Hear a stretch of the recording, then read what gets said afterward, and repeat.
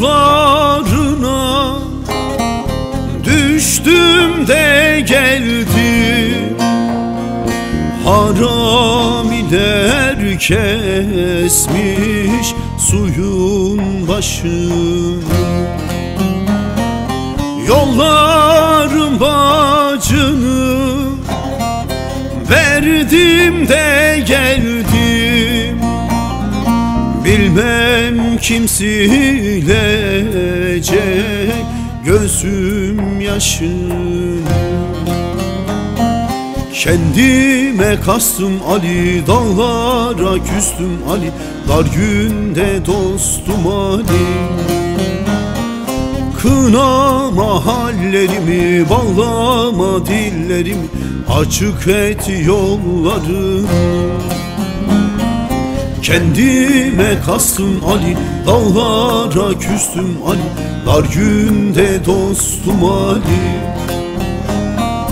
Kınama hallerimi, bağlama dillerimi, açık et yollarımı.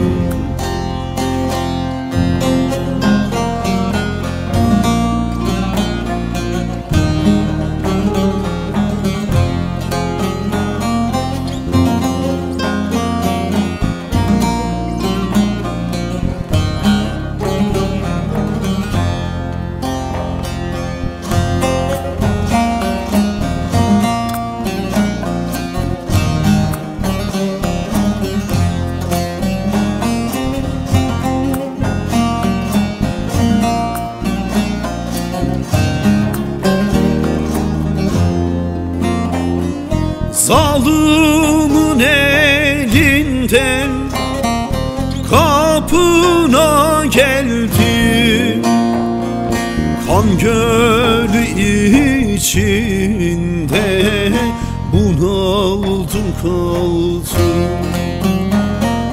Yetiş ya erenler, canımdan oldu,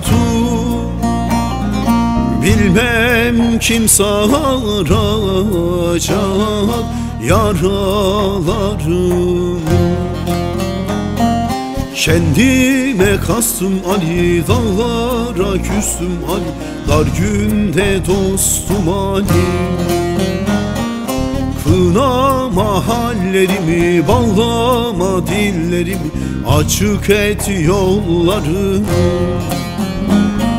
Kendime kastım Ali, dağlara küstüm Ali, dar günde dostum Ali. Kınama hallerimi, bağlama dillerimi, açık et yollarımı.